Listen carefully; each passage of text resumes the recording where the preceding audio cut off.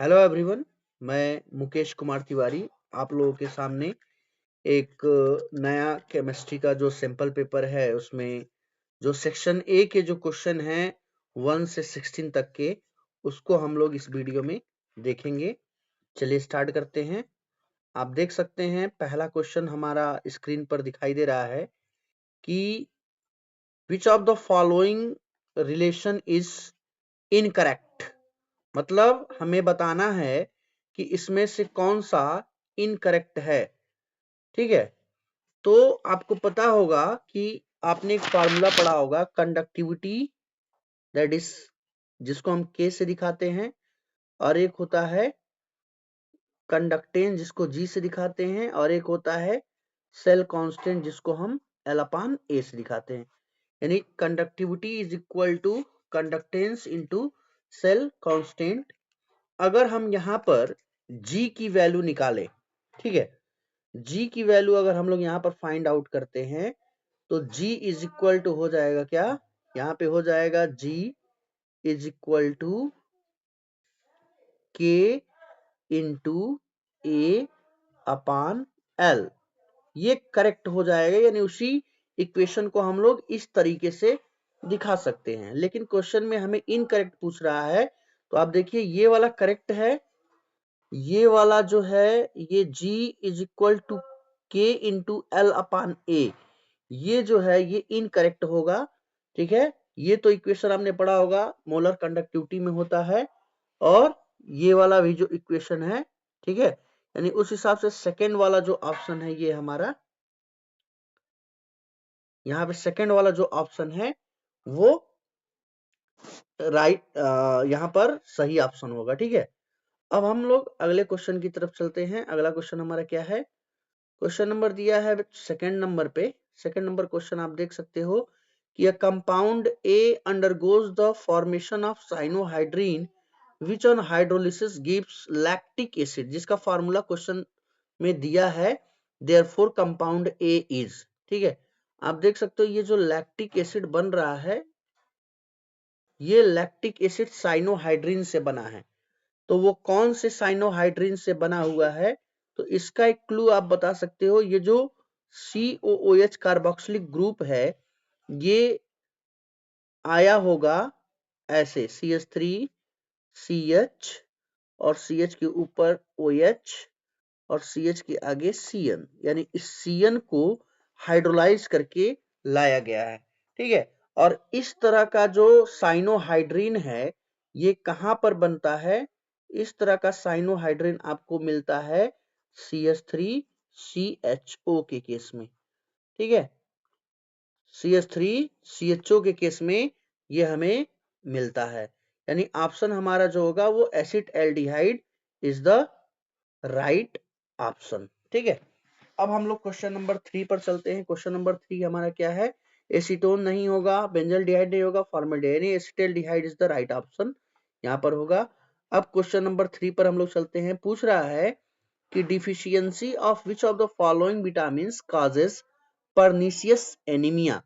तो vitamin B2, ये B2 है, राइबोफ्लेविन नाम होता है, विटामिन B1 ये थायामीन जिसको बेरी बेरी डिजीज होता है, विटामिन B12 ये साइनोकोबालामीन होता है जिससे पर्निशियस एनीमिया का केस बनता है। यानी ये वाला जो ऑप्शन होगा वो हमारा सही ऑप्शन होगा। ठीक है, अगले क्वेश्चन पर हम लोग चलते हैं। क्वेश्चन नंबर 4 पर चलते हैं। ठीक है, क्वेश्चन नंबर 4 में पूछ रहा है कि which of the following reaction will lead to the formation of butanone. यानी हमें ब्यूटेनोन बनाना है, तो ब्यूटेनोन बनाने के लिए क्या हम किस कंडीशन में ब्यूटेनोन बना सकते हैं। तो यहां पर दिया है कि हाइड्रेशन ऑफ ब्यूट 2 आइन in the presence of HgSO4 and H2SO4, oxidation of butane 2 all using acidified K2Cr2O7, या ओजोनोलिसिस ऑफ 3 मिथाइल पेंट 2 इन, और आगे क्या दिया है यहाँ पर, oxidation of butanol using alkaline KMnO4। तो अगर हम देखें यहाँ पर तो जो पहला जो ऑप्शन है ये हाइड्रेशन ऑफ ब्यूट 2 आइन, ब्यूट 2 आइन का जो फार्मूला होता है वो क्या होता है, CH3 triple bond C single bond CH3। ठीक है, इसका अगर जब हम हाइड्रेशन कराएंगे तो यहाँ पर ये जो प्रोडक्ट बनाएगा वो इस तरह से बनेगा, CH3 सी के नीचे आ जाएगा OH और ये डबल बॉन्ड हो जाएगा C सिंगल बॉन्ड CH3। ठीक है, यहाँ पर टाटोमेरिज्म हो जाएगा, टाटोमेरिज्म होगा तो ये बॉन्ड यहाँ शिफ्ट कर जाएगा और ये वाला यहाँ शिफ्ट कर जाएगा। ठीक है, तो ये फाइनली हमें जो प्रोडक्ट बनाएगा वो बना देगा क्या, ब्यूटेनोन। तो ऑप्शन ए जो होगा वो हमारा सही होगा। अगले क्वेश्चन की तरफ हम लोग चल रहे हैं। अगला क्वेश्चन हमारा क्या कह रहा है उस पर चलते हैं। ठीक है, अगला क्वेश्चन दे रहा है कि आईयूपीएसी नेम ऑफ पूछ रहा है नियोपेंटाइल ब्रोमाइड। नियोपेंटाइल ब्रोमाइड जो है उसको हम ऐसे दिखाते हैं, CH3 सिंगल बॉन्ड C के ऊपर सिंगल बॉन्ड CH3, नीचे ऐसे CH3 और सिंगल बॉन्ड CH2Br। ये है नियोपेंटाइल ब्रोमाइड। अगर काउंटिंग करें तो यहाँ से नंबर 1 पड़ेगा, ये 2 पड़ेगा, ये 3 पड़ेगा, फिर इसका नाम हो जाएगा 1 ब्रोमो 2 डाइमिथाइल प्रोपेन। तो 1 bromo 2 dimethyl propane is the right answer. तो उस हिसाब से हमारा ऑप्शन नंबर जो होगा वो कहाँ पे मिल रहा है, हाँ ऑप्शन नंबर हमारा बी सही होगा। ठीक है, आगे बढ़ते हैं। अगला क्वेश्चन है क्वेश्चन नंबर 6, देखते हैं क्वेश्चन नंबर 6 में क्या दिया हुआ है। क्वेश्चन नंबर 6 में दिया है कि consider a reaction that is first order with respect to x and zero order with respect to y, which of the which of the following statement are correct option। ठीक है, यहाँ पे कई सारे स्टेटमेंट दिया गया है। इसमें क्वेश्चन में पूछ रहा है कि एक रिएक्शन है जिसमें दो रिएक्टेंट हैं x और y, ये प्रोडक्ट में चेंज हो रहे हैं और यहाँ पर रेट जो दिया है कि rate is equal to K into concentration of X, sorry यहाँ पे कंसंट्रेशन ऑफ एक्स लिखेंगे हम, कंसंट्रेशन ऑफ एक्स और into concentration of Y. Concentration of X के पावर यहाँ फर्स्ट ऑर्डर है और वाई के पावर 0 ऑर्डर है। ठीक है, यानी यहाँ पर ये रेटला जब हम बना लेंगे तो आगे सारे ऑप्शंस को ध्यान से देखते हैं।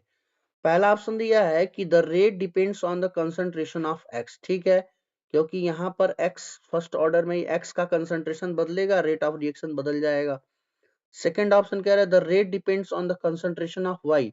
यहाँ वाई जो है वाई के कंसंट्रेशन पे रेट ऑफ रिएक्शन नहीं डिपेंड करेगा क्योंकि वाई के रिस्पेक्ट में रिएक्शन सेकेंड ऑर्डर है। तीसरा ऑप्शन जो है वो है कि doubling of the concentration of x will double the rate. सही है, क्योंकि एक्स के रिस्पेक्ट में जो ऑर्डर है वो फर्स्ट है तो रेट ऑफ रिएक्शन डबल हो जाएगा। फोर्थ ऑप्शन में क्या कह रहा है कि doubling the concentration of Y will have no effect due to Y being 0 order. सही है, अगर हम वाई के कंसंट्रेशन को डबल करेंगे तो रिएक्शन में रेट ऑफ रिएक्शन में कोई चेंजेस नहीं आएंगे क्योंकि वाई के रिस्पेक्ट में 0 ऑर्डर दिया है। तो उस हिसाब से अगर हम देखें यहाँ पर doubling the concentration of Y will have no effect due to, यानी ये ऑप्शन सही है, ये ऑप्शन सही है और यहाँ पर ऑप्शन नंबर 3 ये सेकंड वाला ऑप्शन गलत दिया है क्योंकि वाई के कंसंट्रेशन पे डिपेंड नहीं करेगा। तो उस हिसाब से हमारा बी ऑप्शन जो होगा वो राइट आंसर होगा। ठीक है, आगे बढ़ते हैं नेक्स्ट क्वेश्चन पे। नेक्स्ट क्वेश्चन हमारा क्या कह रहा है उस पे चलते हैं।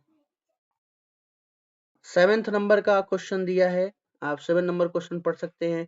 दिया है कि इन acidic medium KMnO4 act as a strong oxidizing agent, which of the following statement are correct। ठीक है, आपको पता है कि KMnO4 एक स्ट्रॉन्ग ऑक्सीडाइजिंग एजेंट का काम करता है। ठीक है, अब इसमें एक एक पॉइंट को ध्यान से हम लोग पढ़ते हैं।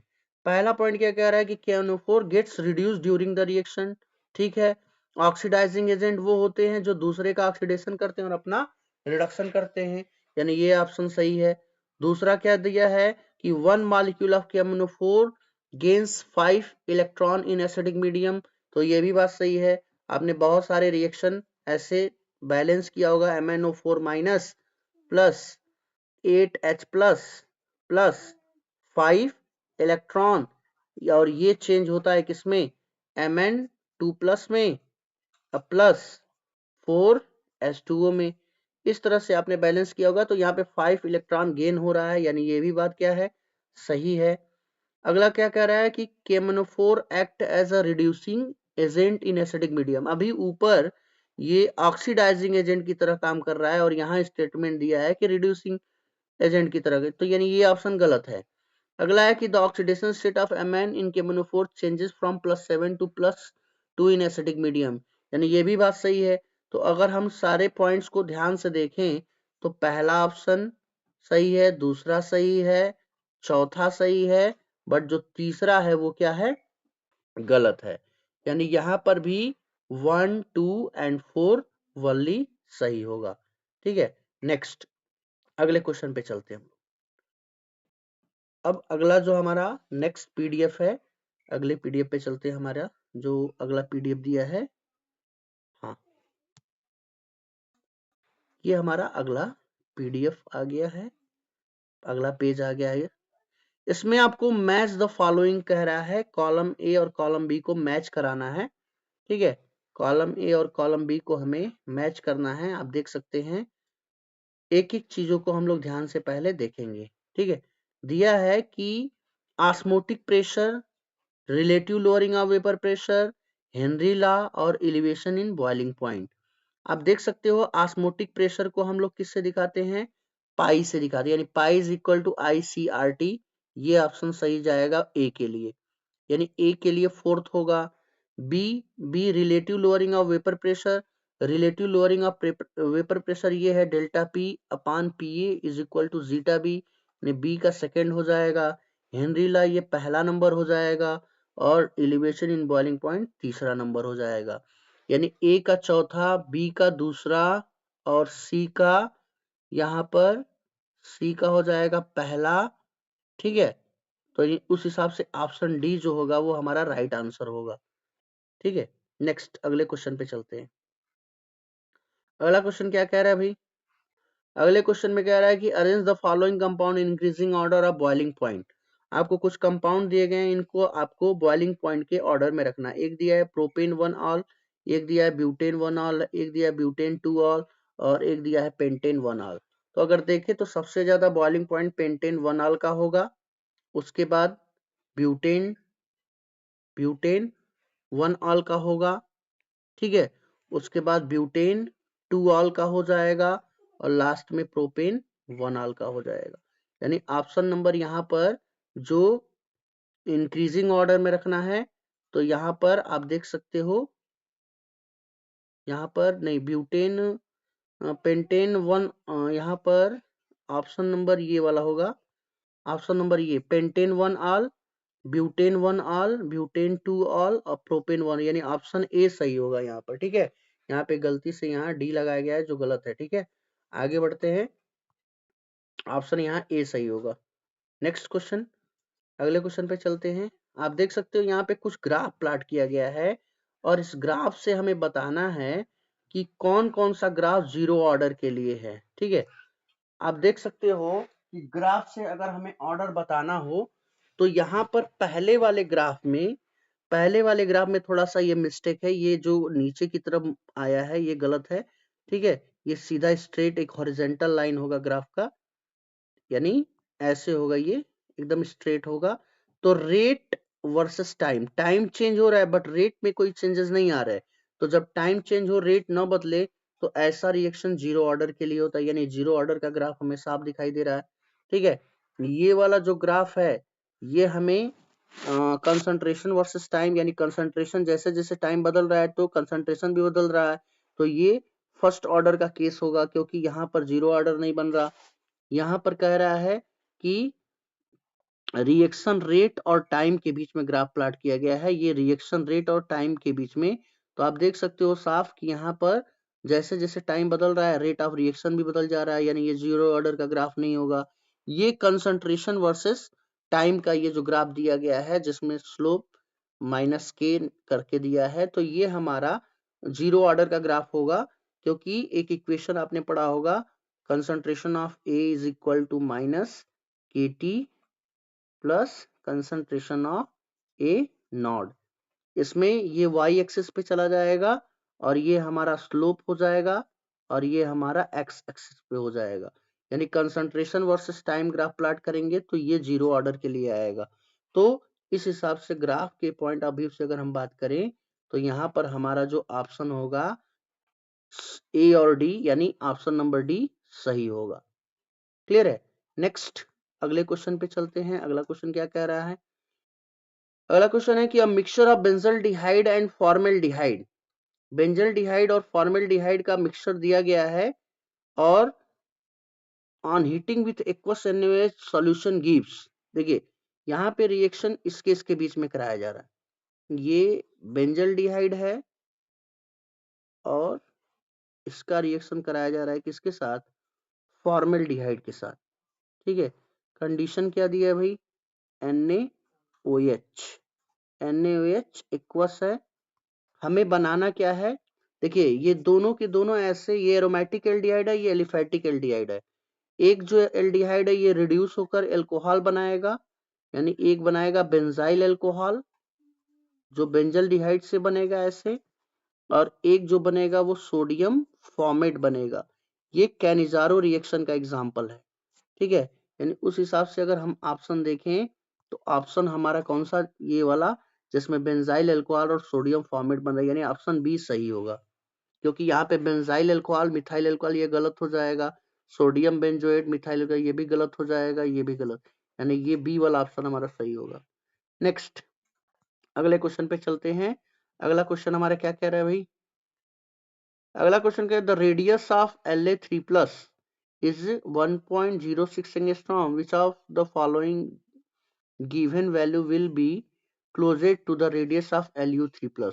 आपको पता होगा, आपने एक कॉन्सेप्ट पढ़ा होगा DNF में कि जब हम La to Lu मूव करते हैं तो रेडियाई डिक्रीज करती है। There is a regular decrease in the radii due to the lanthanide contraction. Lanthanide contraction एक फैक्टर होता है जिसमें poor shielding of 4f electron की वजह से जो रेडियाई होती है वो रेगुलर डिक्रीज करती है। तो अगर हम रेडियाई के पॉइंट ऑफ व्यू से बात करें तो यहाँ पर La3+ की रेडियाई ये दी गई है और Lu3+ की पूछी जा रही है। तो रेडियाई डिक्रीज कहाँ हो रहा है? अगर हम इस वाले में देखें तो 1.60 रेडियाई बढ़ रहा है, यहाँ पे 1.40 यहाँ पे रेडियाई इंक्रीज कर रहा है, यहाँ पे 1.06 रेडियाई क्या है? कांस्टेंट है, और यहाँ पे 0.85 एंगस्ट्रॉम दिया है, यानी यहाँ पे रेडियाई डिक्रीज होता दिखाई दे रहा है। नहीं, सही ऑप्शन हमारा यहाँ डी हो जाएगा। ठीक है, इजी कॉन्सेप्ट पर है, इसको आराम से आप समझ सकते हैं। अब इसमें एजर्सन रीजन टाइप के क्वेश्चंस दिए गए हैं, उस पर भी देख लेते हैं। एजर्सन रीजन में क्वेश्चन आपको क्या कह रहा है, एक एक पॉइंट को ध्यान से पढ़ते हैं।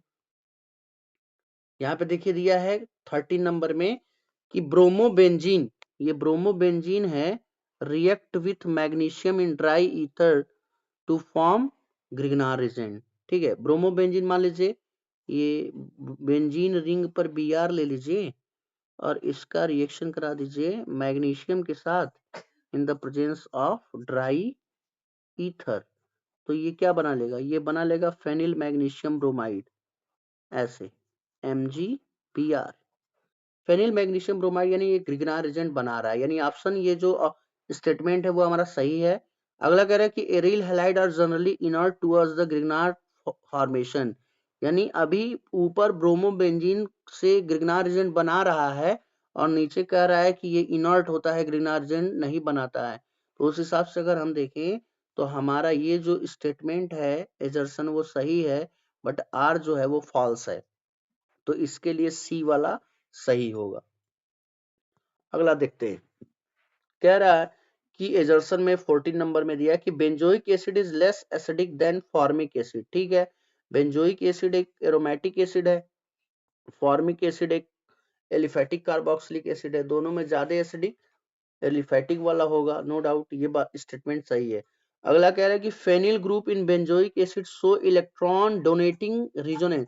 देखिए ये इलेक्ट्रॉन डोनेटिंग रिजोनेंस इफेक्ट नहीं होगा यहाँ पर, क्योंकि फेनिल ग्रुप जो होता है वो -I इफेक्ट शो करता है दैट मीन्स ये स्टेटमेंट जो रीजन में दिया गया है ये गलत है, ठीक है। यानी यहाँ भी हम सी को प्रायोरिटी देंगे, ए सही है और जो आर जो है वो गलत है। अब 15 नंबर पे चलते हैं। 15 नंबर क्या कह रहे हैं भाई, tertiary amine do not respond to the carbyl test. सही है, कार्बिल टेस्ट केवल प्राइमरी एमीन देता है, सेकेंडरी और टर्सरी नहीं देता, यानी स्टेटमेंट तो सही है।